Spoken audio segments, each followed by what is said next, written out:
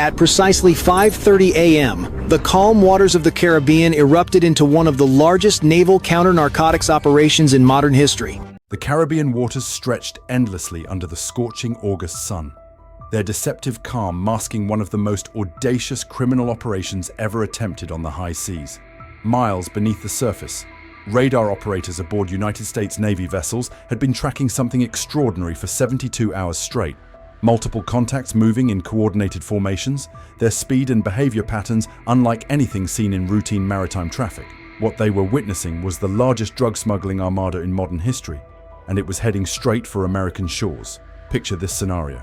You're commanding a fleet worth nearly $500 million in contraband, equipped with the fastest boats money can buy, manned by crews trained in evasion tactics that have fooled law enforcement for decades. Your vessels can outrun most patrol boats, your semi-submersibles can disappear beneath the waves, and your route has been planned to exploit every gap in maritime surveillance. You've invested everything into this single massive operation, betting that sheer scale and coordination will overwhelm any response. But what you don't realize is that the United States has fundamentally changed how it fights the war on drugs at sea.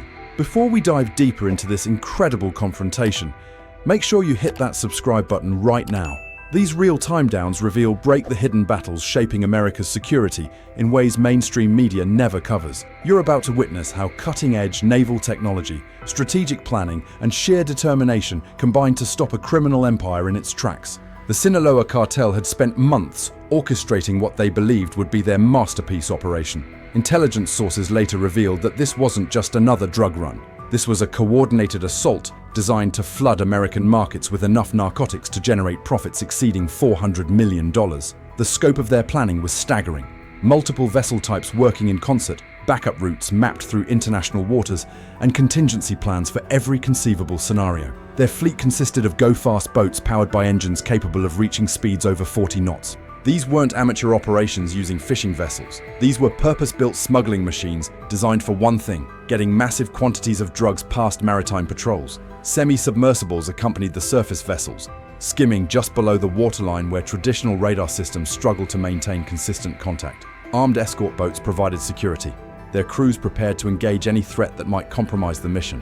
The cartels had studied American patrol patterns for years. They knew when Coast Guard cutters rotated shifts, where surveillance aircraft focused their attention, and which shipping lanes offered the best concealment among legitimate maritime traffic. Every detail had been calculated to maximize their chances of success. What they hadn't counted on was that American strategy had evolved far beyond their intelligence gathering.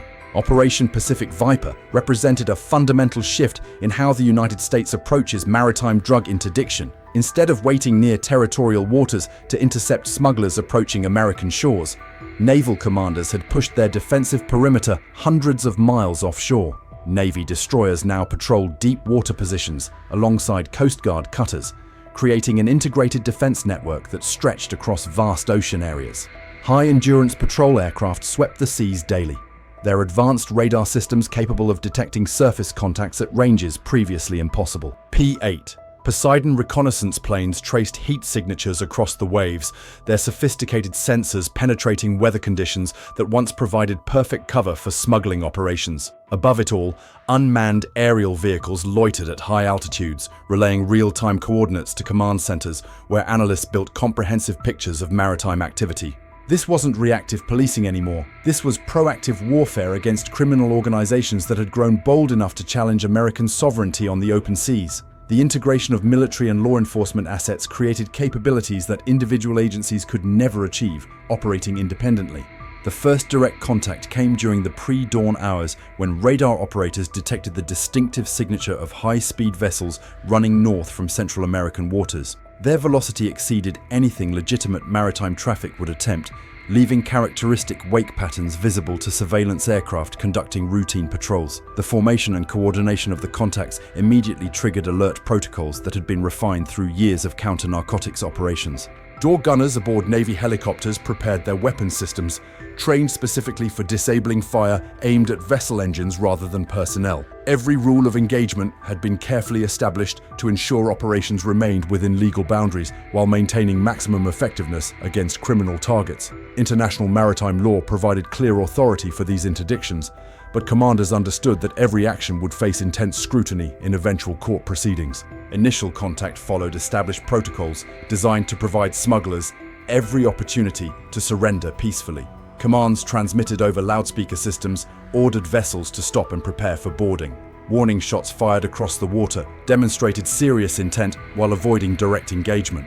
These procedures had been developed through decades of Coast Guard experience, balancing operational effectiveness with legal requirements. The cartel crews pressed forward despite these warnings, their confidence built on years of successful evasion. They had outrun patrols before, disappeared into weather systems, and vanished among legitimate shipping traffic. Their boats were faster than most patrol vessels, their crews more experienced than typical maritime criminals, and their intelligence suggested they faced routine Coast Guard operations rather than coordinated military response. That calculation proved catastrophically wrong. The moment surveillance confirmed hostile intent, the quiet observation phase ended and active interdiction began. Multiple pursuit teams launched simultaneously from different positions, creating coordinated intercepts that eliminated escape routes the smugglers had counted on for success.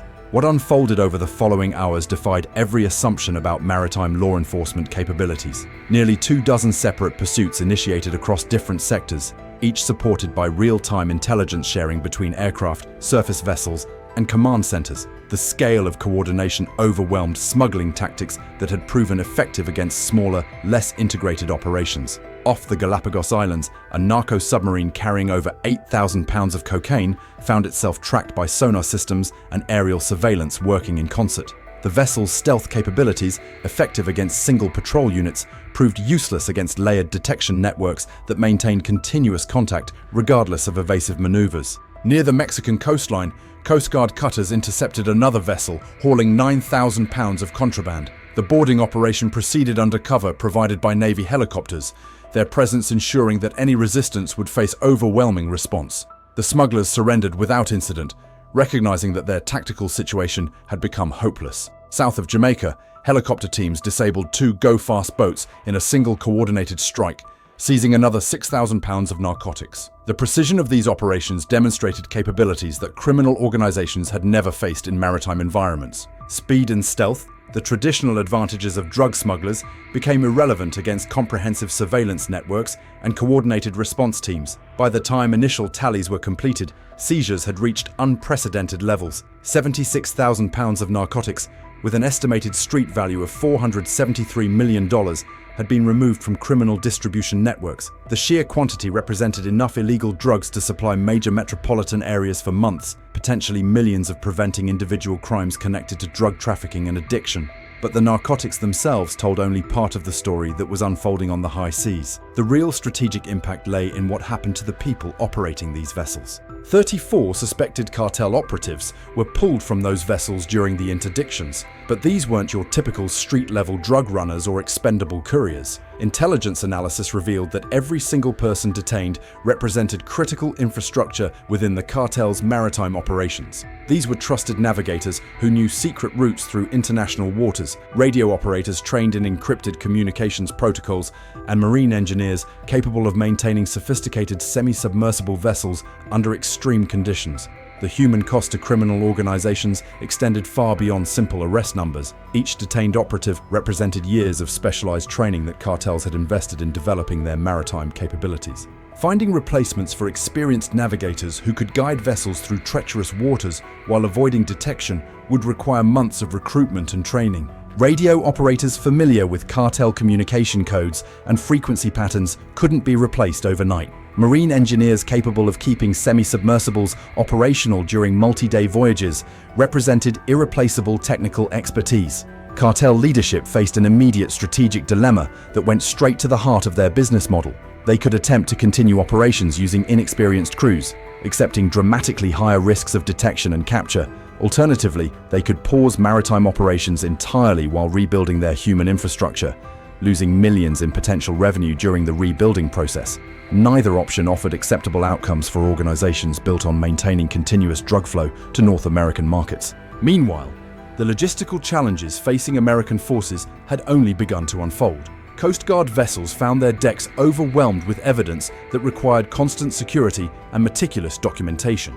Bales of cocaine and marijuana stacked shoulder high across available deck space, each package individually tagged and logged under strict chain of custody procedures. Crew members rotated in shifts, maintaining armed watch over seized contraband, while simultaneously continuing patrol operations in hostile waters. The sheer volume of seized materials forced commanders to request additional vessels for evidence transfer operations. Navy supply ships and larger cutters were diverted from routine missions to accept cargo transfers, ensuring that custody documentation remained airtight for eventual prosecution. Every bale had to be photographed, weighed, tested, and documented according to federal evidence standards that would withstand intense legal scrutiny. But what truly distinguished Operation Pacific Viper from previous counter-narcotics efforts was the deliberate integration of military-grade assets alongside traditional law enforcement platforms. The presence of Navy destroyers bristling with advanced radar systems and guided missile capabilities sent an unmistakable message to criminal organizations that had grown accustomed to facing Coast Guard cutters with limited firepower and surveillance capabilities. This strategic shift reflected evolving threat assessments within national security circles. Drug cartels were no longer viewed simply as criminal organizations engaging in illegal commerce. Intelligence analysts had begun classifying major trafficking groups as transnational criminal enterprises, capable of corrupting government institutions, destabilizing entire regions, and directly challenging state authority through violence and intimidation. The decision to deploy frontline warships against drug smuggling operations represented acknowledgement that traditional law enforcement approaches had proven insufficient against organizations generating billions in annual revenue. Cartels had invested heavily in counter-surveillance technology, high-speed vessels, and sophisticated operational security measures that allowed them to operate with near impunity across vast ocean areas. Advanced radar arrays aboard Navy destroyers provided surveillance coverage extending hundreds of miles beyond traditional patrol ranges. Integrated combat systems designed for tracking multiple aerial and surface simultaneously proved threats devastatingly effective against criminal vessels attempting coordinated evasion maneuvers. Semi-submersibles that had successfully avoided detection by single patrol units found themselves continuously tracked by layered sensor networks that eliminated blind spots and communication gaps. The psychological impact on cartel operations proved as significant as the tactical advantages. Smuggling crews accustomed to outrunning Coast Guard cutters suddenly faced the prospect of Navy helicopters armed with precision weaponry and supported by destroyers capable of maintaining contact regardless of weather conditions or evasive tactics. The fundamental risk calculation that had made maritime smuggling profitable shifted dramatically when criminal organizations realized they faced military-level response capabilities. Intelligence intercepts following the operation revealed panic within cartel command structures as leadership struggled to comprehend the scale of their losses. $500 million in contraband and operational infrastructure had vanished in less than a month, representing the largest single blow to trafficking networks in decades. More importantly, the coordinated nature of the response demonstrated American capabilities that criminal organizations had seriously underestimated. The strategic implications extended far beyond immediate seizures and arrests. Cartel investment in maritime smuggling operations required enormous upfront capital for vessels, equipment, training, and operational security. The catastrophic failure of their largest operation forced leadership to reconsider fundamental assumptions about risk versus reward in oceanic drug trafficking. Financial analysis conducted by federal agencies revealed that the seized contraband represented operating capital that would have funded cartel activities for months across multiple regions. Cocaine destined for East Coast distribution networks, marijuana intended for West Coast markets, and synthetic drugs manufactured in Central American laboratories had all been removed from criminal supply chains before reaching American consumers. The detention of experienced maritime operatives created additional ripple effects throughout trafficking networks. These individuals possessed detailed knowledge of smuggling routes, safe houses, communication protocols, and financial networks that extended far beyond their immediate operational roles. Their cooperation with federal authorities could potentially expose additional criminal infrastructure that had remained hidden for years.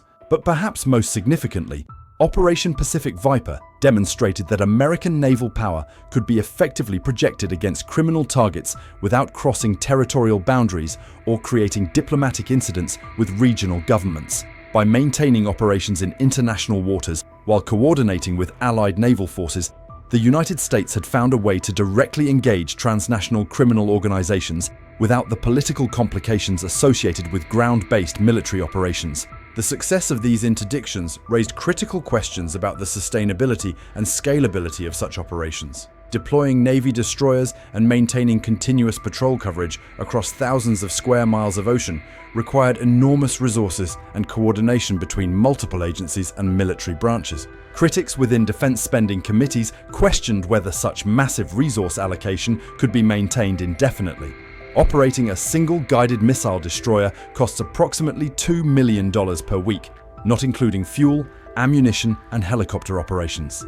Maintaining continuous air patrols with P-8 Poseidon aircraft requires additional millions in operational expenses, while coordinating with Allied naval forces creates complex logistical demands that strain existing military budgets. Yet supporters of the expanded approach argued that the cost of inaction far exceeded deployment expenses. Every successful drug shipment that reached American shores generated cascading costs throughout society. Emergency room visits from overdoses, criminal justice expenses for drug-related crimes, rehabilitation programs for addiction treatment, and lost productivity from workforce impairment created economic burdens measured in tens of billions annually. The mathematical calculation seemed straightforward to military planners. Preventing a single $400 million drug shipment from reaching distribution networks justified months of naval operations when measured against societal costs. Multiply that calculation across dozens of potential smuggling attempts throughout the year, and the economic argument for sustained maritime interdiction became overwhelming. But raw economics told only part of the strategic story unfolding across Caribbean and Pacific waters.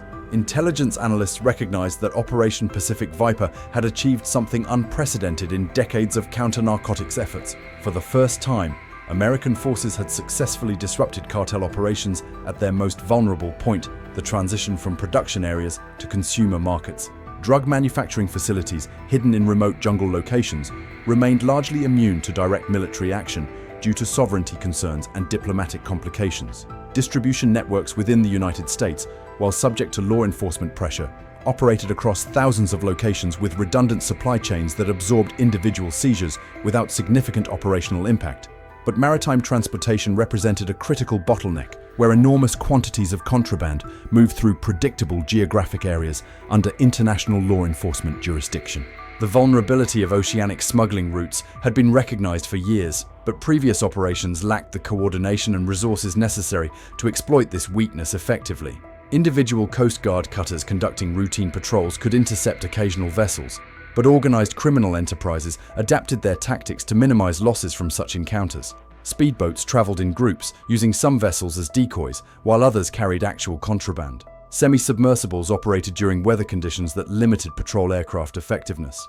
Communication networks allowed smuggling fleets to receive real-time updates about patrol positions and modify routes accordingly. Operation Pacific Viper shattered these tactical advantages through integrated operations that eliminated the gaps criminal organizations had exploited successfully for decades. When speedboats attempted coordinated evasion maneuvers, Navy helicopters tracked multiple targets simultaneously, while surface vessels positioned themselves to block escape routes. When semi-submersibles attempted to hide beneath storm fronts, advanced sonar systems maintained contact regardless of weather conditions.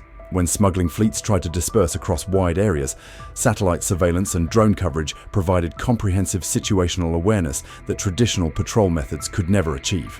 The technological superiority demonstrated during these interdictions sent shockwaves through criminal networks that had grown comfortable operating with minimal risk of detection. Cartel leadership had invested heavily in counter-surveillance equipment, encrypted communications, and high-performance vessels specifically designed to outmatch law enforcement capabilities. Discovering that American military technology could overwhelm these investments forced fundamental recalculations of risk versus reward throughout trafficking organizations. Intelligence intercepts revealed heated debates within cartel command structures about whether maritime smuggling remained viable given demonstrated American capabilities. Some faction leaders argued for shifting resources toward land-based smuggling routes through Central America and Mexico, despite higher operational costs and increased exposure to government interdiction efforts. Others advocated for technological escalation, investing in more sophisticated vessels and counter-surveillance equipment to restore competitive advantages. A third group pushed for geographic diversification, exploring new smuggling routes through the Arctic Ocean, West African coastlines, and remote Pacific islands where American naval presence remained limited. Each strategic option required enormous capital investment and operational restructuring that would take months or years to implement effectively. Meanwhile, the psychological warfare aspects of Operation Pacific Viper began generating effects that extended far beyond immediate seizures and arrests. News of the devastating losses spread rapidly through criminal networks that relied heavily on reputation and perceived invincibility to maintain operational security. Cartel recruiters found it increasingly difficult to attract experienced mariners willing to risk capture by American military forces. Insurance costs for criminal operations skyrocketed, as underwriters recognized that traditional risk calculations no longer applied when facing integrated military response capabilities. Smuggling crews demanded higher compensation for operations they now viewed as near suicidal, dramatically increasing operational expenses for criminal organizations already struggling with massive financial losses. The ripple effects reached legitimate maritime industries as well, though in positive ways that enhanced overall security. Shipping companies reported improved cooperation from port authorities implementing enhanced screening procedures. Commercial fishing operations welcomed increased naval presence that deterred criminal activities in their traditional fishing grounds. Tourism operators in Caribbean nations expressed relief that drug-related violence might decrease as trafficking organizations faced sustained pressure from American forces. But the most significant strategic impact emerged from what intelligence analysts termed the demonstration effect.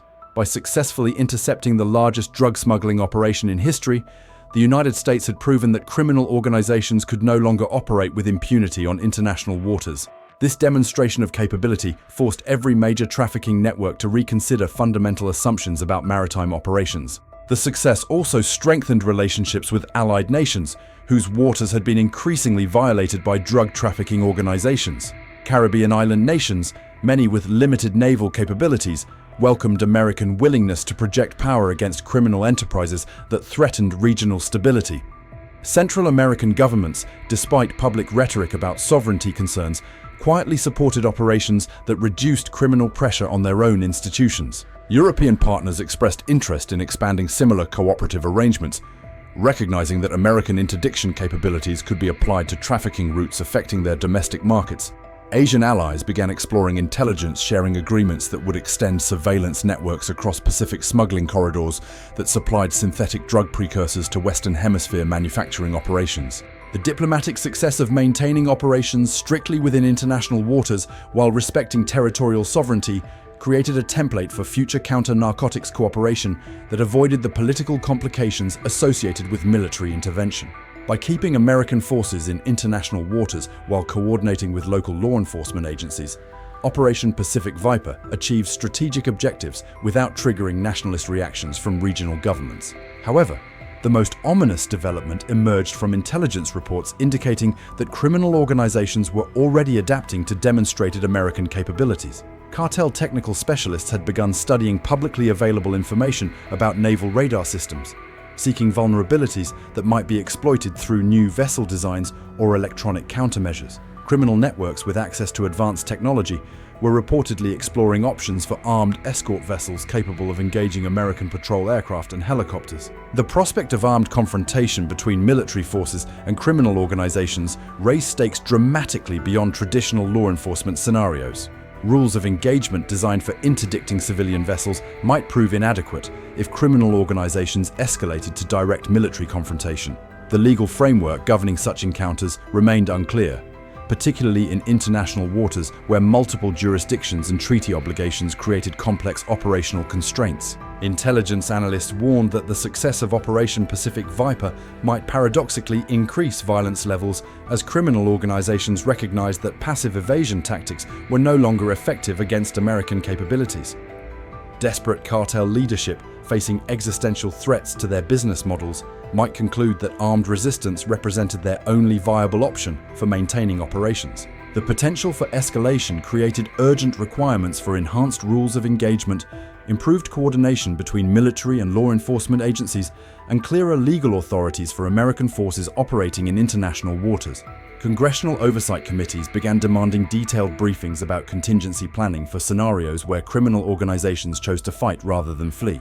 Operation Pacific Viper proved that when American naval power focuses its full attention on criminal enterprises, even the most sophisticated trafficking networks cannot survive the encounter.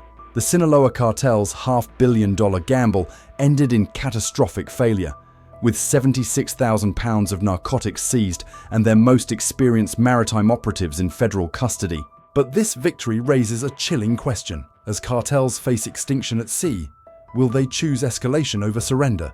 The answer may determine whether America's oceans remain battlegrounds or become graveyards for criminal empires.